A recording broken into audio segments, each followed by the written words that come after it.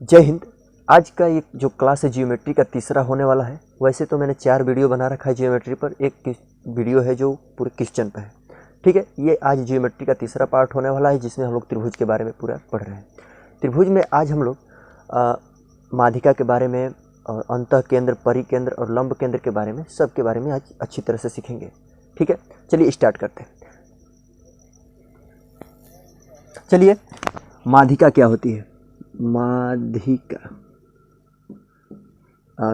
फिर से केंद्रक, केंद्रक, फिर लंब केंद्र क्या होता है, शीर्ष लंब क्या होता है, उसके बाद अंतः केंद्र और परिकेंद्र। इन सब के बारे में हम लोग अच्छी तरह से समझेंगे पूरे वीडियो में। ठीक है, चलिए एक एक करके पढ़ते हैं। चलिए तो प्यारे भाइयों, माध्यिका के बारे में सीखते हैं। त्रिभुज की माध्यिका क्या होती है? एक त्रिभुज बनाते हैं। ये मान लेते हैं एक त्रिभुज है, इसका नाम हम रख देते हैं ए, बी और सी।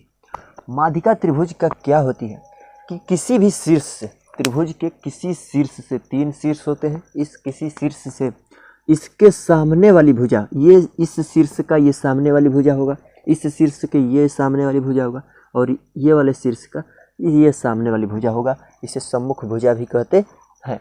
तो किसी भी त्रिभुज के किसी शीर्ष द्वारा इसके सामने वाली भुजा पर खींची गई रेखा, सामने वाली भुजा पर खींची गई रेखा, यदि ये सामने वाली भुजा 2 बराबर भागों में बट जा रही है तो ये त्रिभुज की माध्यिका कहलाती है। एक बार और ध्यान सुनिएगा कि माध्यिका त्रिभुज की वही होगी जो किसी शीर्ष से उसके सम्मुख भुजा को 2 बराबर भागों में बांट दे, वो क्या कहलाती है? माध्यिका। ठीक भाई, मान लेते हैं ये एक भुजा है, तो इसको 2 बराबर भागों में अगर ये रेखा बांट रही है तो ये त्रिभुज की माध्यिका कहलाएगी।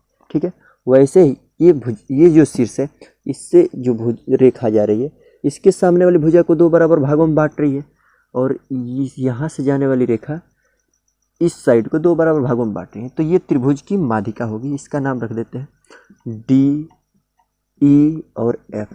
तो माध्यिका कौन कौन सी होगी त्रिभुज की? ए डी, ए डी, फिर से कौन होगा? बी ई और सी एफ त्रिभुज की क्या होंगी? माध्यिका होंगी। क्लियर?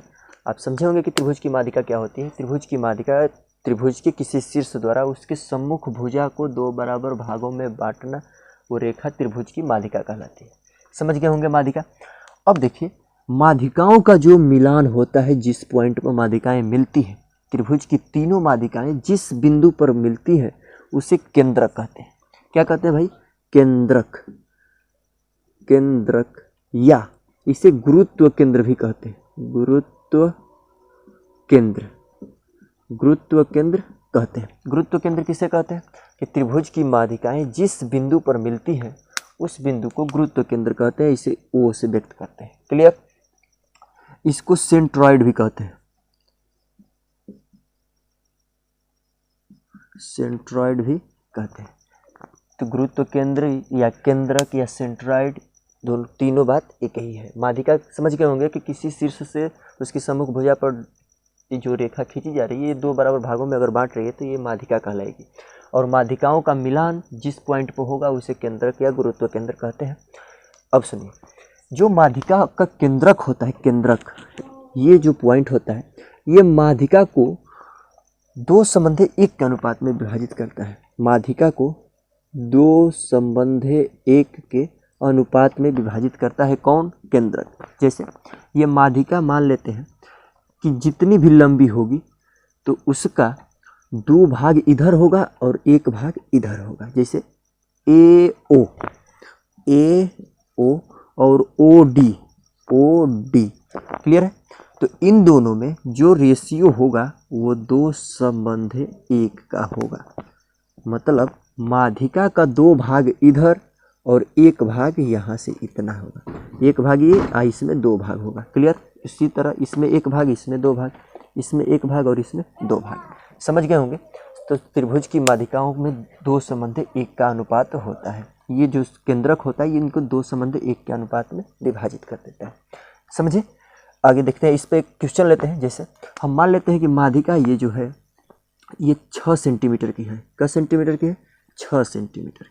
तो 6 सेंटीमीटर की पूरी माध्यिका है, तो इसमें ये 6 है, तो इसको अगर दो दो पार्ट में तोड़ें, 2 + 2 + 2 ऐसे 2 + 2 + 2 2 2 4 2 6, तो ये जो होगा ये इतना 4 सेंटीमीटर लंबा होगा और ये होगा 2 सेंटीमीटर लंबा। समझे? क्लियर हो? समझ गए होंगे आप कि इसमें 2 भाग होता है तो उसमें से एक भाग इधर होता है। वैसे इसको मानेंगे 2 तो इसको मानेंगे 4, ये मानेंगे 2 तो ये कितना होगा? 4। क्लियर? चलिए एक और त्रिभुज बनाकर समझ लेते हैं इसको अच्छी तरह से।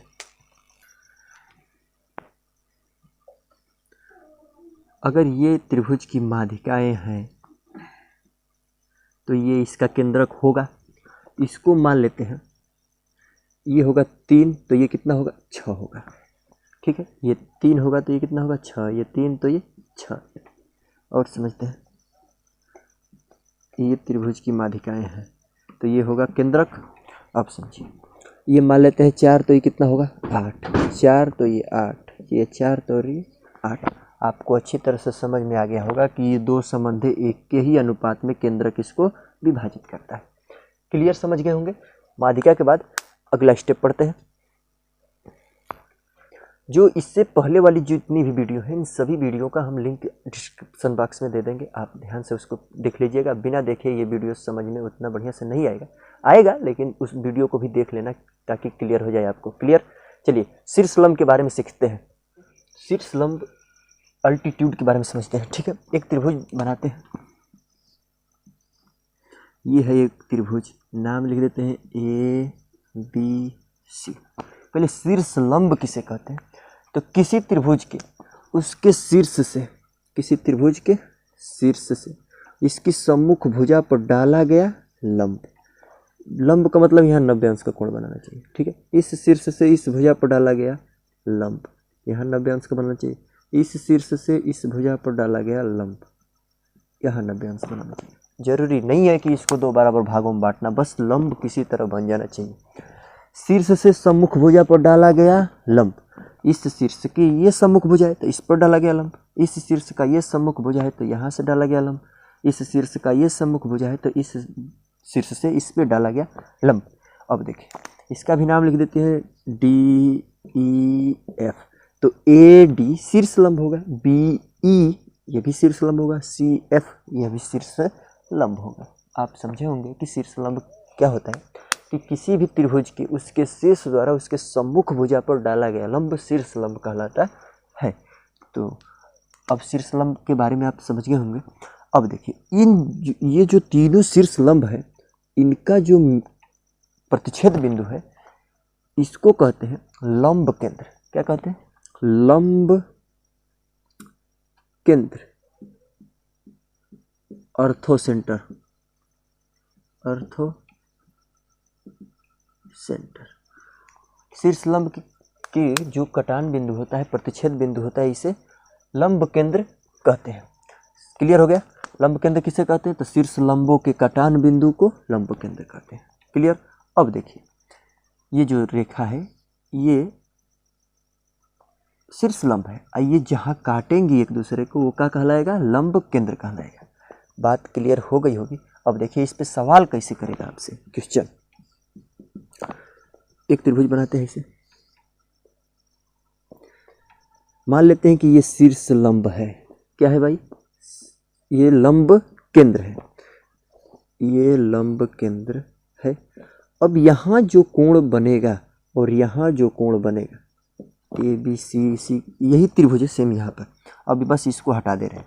यहाँ जो कोण बनेगा और यहाँ जो कोण बनेगा, इन दोनों में क्या संबंध होता है इसके बारे में समझते हैं। इसको समझते हैं ओ, तो कोण BOC, कोण BOC और कोण A, इन दोनों का योग 180 होता है।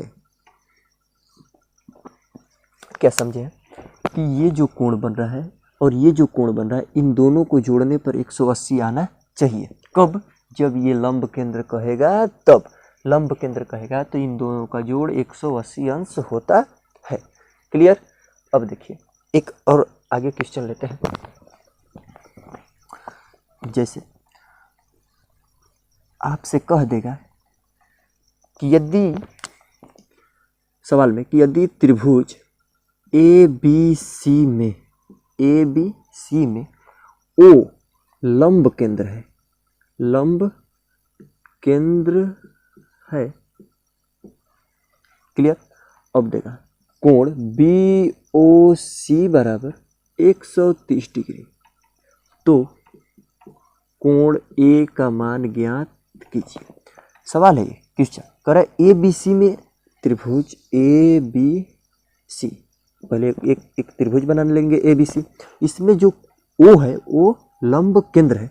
तो हम लंब केंद्र किसे कहते हैं ये बात तो पहले समझ लेते हैं कि शीर्ष से उसकी सम्मुख भुजा पर डाला गया लंब क्या कहलाता है, शीर्ष लंब कहलाता है, और शीर्ष लंबों का कटान बिंदु लंब केंद्र कहलाता है। तो मान लेते हैं कि यही काटा होगा और ओ नाम दिया है इसका।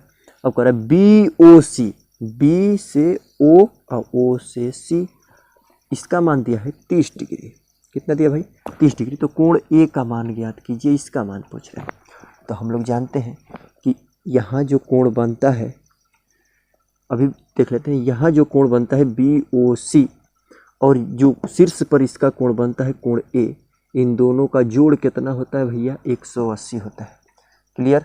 तो बी ओ सी का मान दिया है 130 डिग्री, अब प्लस कोण ए का मान पूछेगा तो 180। अब इसको इधर भेज देंगे तो कोण ए बराबर 180 माइनस 130, तो कितना बचेगा, 50 डिग्री। तो कोण ए का मान कितना होगा, 50 डिग्री। ऐसे ही नहीं, मान लेते हैं कि यहाँ बी ओ सी न देकर कुछ और दे दिया, ए बी सी। अब देखिए ऐसे दे दिया, ठीक है, यहाँ वाला कोण दे दिया तो कोनो दिक्कत ना है, यहाँ वाला कोण दे दे तो इसका पूछेगा, और यहाँ वाला कोण दे देगा तो यहाँ वाला का पूछेगा, और यहाँ वाला कोण देगा तो यहाँ वाला पूछेगा। ये दोनों का जोड़ 180, इन दोनों का जोड़ 180, और इसका जोड़ 180 होता है। आप अच्छी तरह से समझ गए होंगे कि लंब केंद्र में रिलेशन क्या होता है। तो चलिए आगे और चलते हैं। चलिए भाई, अंतः केंद्र, त्रिभुज का अंतः केंद्र क्या होता है, इन सेंटर के बारे में समझते हैं। इससे पहले आप लंब केंद्र और माध्यिका के बारे में अच्छी तरह से समझे होंगे। अब देखिए अंतः केंद्र क्या होता है किसी भी त्रिभुज का। ये एक त्रिभुज है ए बी सी एक त्रिभुज है।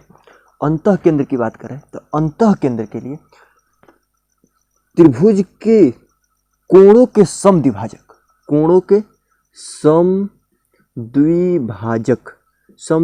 का मतलब बाइसेक्टर्स, ठीक है।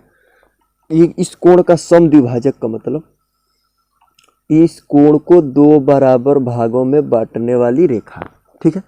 अच्छा, इसका समद्विभाजक इस कोण को दो बराबर भागों में बांटने वाली, और इसका समद्विभाजक इस कोण को दो बराबर भागों में बांटने वाली। क्लियर।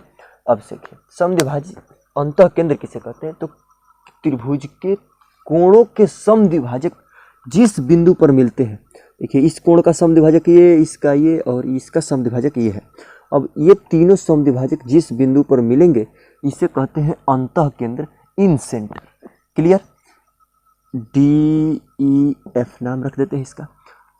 आपको अच्छी तरह समझे होंगे कि त्रिभुजों के अंतः केंद्र, अंतः मतलब कोणों के समद्विभाजक जिस बिंदु पर मिलते हैं उसे कहते हैं अंतः केंद्र। कोणों के समद्विभाजक जिस बिंदु पर मिलेंगे उसे अंतः केंद्र कहते हैं। देखिए इस पे सवाल कैसे करेगा, जैसे आपको दे देगा एक त्रिभुज है ABC, ये समद्विभाजक यहाँ जा रहा है। अच्छा, इसका समद्विभाजक यहाँ और इसका समद्विभाजक यहाँ, ये तीनों जहाँ मिलेंगे इसको कहते हैं अंतः केंद्र। तो कहेगा कि किसी त्रिभुज का अंतः केंद्र O है। क्या है? O। अब कहेगा कि कोण BOC मतलब इसकी बात कर रहा है, इसका मान दे देगा आपको 125 डिग्री, 125, और कहेगा कि कोण A का मान ज्ञात कीजिए, कोण A बराबर ज्ञात कीजिए। तो देखिए इनमें क्या रिलेशन होगा, इसका मान देगा तो इसका पूछेगा, इसका मान देगा तो इसका मान पूछेगा, और इधर का मान देगा तो इसका मान पूछेगा।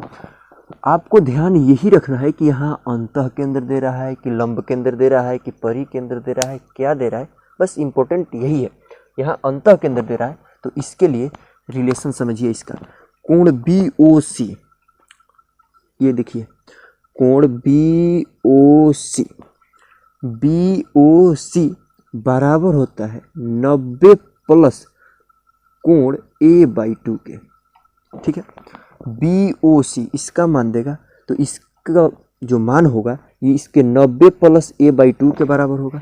अगर मान लेते हैं AOB का मान दे दिया, कोण AOB का मान दिया, AOB इसका मान, तो वैसे ही 90 प्लस, देखिए इसका मान दिया है तो इसका होगा कोण C/2 के बराबर। ठीक है, वैसे ही AOC का मान दे देगा तो 90 प्लस कोण B/2 के बराबर होगा। ठीक है, देखिए इस सवाल को लगा लेते हैं हम लोग। BOC बराबर 125, तो कोण A का मान बताइए। चलिए BOC की जगह पर क्या लिखेंगे हम लोग, 125, यहाँ लिखेंगे 125 बराबर 90 प्लस कोण A/2। क्लियर। अब देखिए 125, 90 इधर आएगा तो घटेगा, तो 125 में से 90 घटेगा तो कितना बचेगा, 35 बराबर कोण A/2। अब इसके भाग में तो गुणा हो जाता, 35 दूना के 70 बराबर कोण A। कोण A का मान कितना हो गया, 70 डिग्री। क्लियर है। अंतः केंद्र तो क्लियर हो गया होगा आपको। अंतः केंद्र की शीर्ष जो कोण है इनका, इसके समद्विभाजक जहाँ पे मिलते हैं उन्हें अंतः केंद्र कहते हैं। ठीक, इसके अंदर एक वृत्त है, तो वृत्त की त्रिज्याएं हर जगह का होती है, समान होती है। तो देखिए ये एक त्रिज्या है और ये एक त्रिज्या है और ये एक त्रिज्या है। ठीक है, नाम लिखते हैं ABC, DE और F, इसका नाम O, तो OF और OE बराबर होगा OD के। क्यों? क्योंकि वृत्त की त्रिज्याएं हर जगह समान होती है। तो कह सकते हैं कि अंतः केंद्र से त्रिभुज की जो भुजा होती है वो समान दूरी पर होती है। यहाँ से स्पष्ट हो गया कि अंतः केंद्र से यहाँ तक दूरी समान, यहाँ तक भी दूरी समान है, यहाँ तक तो जो साइड है ये अंतः केंद्र से बराबर दूरी पर रहती है। ठीक है, चलिए अगला पढ़ते हैं परिकेंद्र। सर्कम सेंटर क्या होता है? किसी त्रिभुज के लंब समद्विभाजक, इसका नाम रख देते हैं ABC। किसी त्रिभुज के शीर्ष से उसके सम्मुख भुजा पर डाला गया लंब डाल दिया और लंब तो पड़ गया, और ये लंब इस भुजा को दो बराबर भागों में भी बांट दे, इसे कहते हैं लंब समद्विभाजक।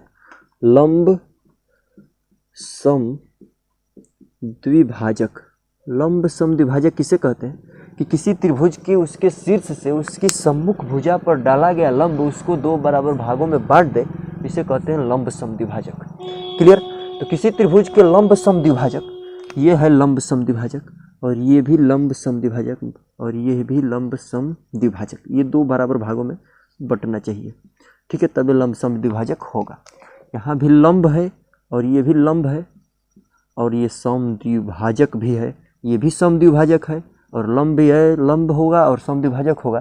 तो इनके कटान बिंदु को कहते हैं परिकेंद्र। क्या कहते हैं भैया? परिकेंद्र। परिकेंद्र किसे कहते हैं? तो त्रिभुज के लंब समद्विभाजकों का कटान बिंदु परिकेंद्र कहलाता है। क्लियर है। चलिए अब इस पर सवाल कैसे करेगा? जैसे कहेगा आपको कि एक त्रिभुज ABC में O परिकेंद्र है, O परिकेंद्र है। एक त्रिभुज लेते हैं, O परिकेंद्र है, इसका जो O है वो परिकेंद्र है। अब देखिए, और कहेगा कि कोण BOC और इसका मान A दे देगा। कहेगा कोण BOC बराबर 130 डिग्री। कोण BOC का मान कितना दे दिया? 130 डिग्री। और कहेगा कोण A बराबर ज्ञात कीजिए। ठीक है, इसके लिए आपको समझना होगा कि जो परिकेंद्र कहेगा तो इसके लिए रिलेशन होता है कि इसका जो यहाँ कोण बना रहता है केंद्र पर, इसके शीर्ष के कोण के 2 गुना होता है। तो कह सकते हैं कि कोण BOC बराबर 2 इंटू कोण A। ठीक है, यहाँ जो कोण बनेगा इस कोण का 2 गुना होगा। अब देखिए यहाँ जो कोण बनेगा इस कोण के 2 गुना होगा, यहाँ कोण बनेगा इसका 2 गुना होगा। क्लियर? यहाँ का कोण देगा और यहाँ का पूछेगा तो निकाल लेंगे, यहाँ का दे के यहाँ का पूछेगा तो वो निकाल लेंगे, यहाँ का दे के यहाँ पूछेगा तो वो निकाल लेंगे, या यहाँ का देगा यहाँ का पूछेगा, यहाँ का दे के यहाँ का दे के यहाँ का पूछेगा, कहीं का दे के कहीं का पूछेगा, निकाल लेंगे। बस हमको ये ध्यान देना होगा कि ये लंब केंद्र कह रहा है कि परिकेंद्र कह रहा है कि अंतः केंद्र कह रहा है। देखिए परिकेंद्र कहेगा तो ये जो कोण होता है इस कोण के 2 गुना होता है। तो यहाँ समझ लेते हैं 130 डिग्री दिया है BOC का मान, तो यहाँ लिखेंगे 130 डिग्री इंटू कोण A का मान पूछेगा तो कटेगा ये कितना बार में, 65 बार में। कितना बार में? 65। तो कोण A का मान कितना हो जाएगा? 65 डिग्री। क्लियर? तो भैया आप लंब केंद्र, परिकेंद्र और अंतः केंद्र के बारे में अच्छी तरह से समझे होंगे। एक बार और सभी को एक ही बार में देख लेते हैं ताकि पूरा बढ़िया से क्लियर हो जाए। चलिए,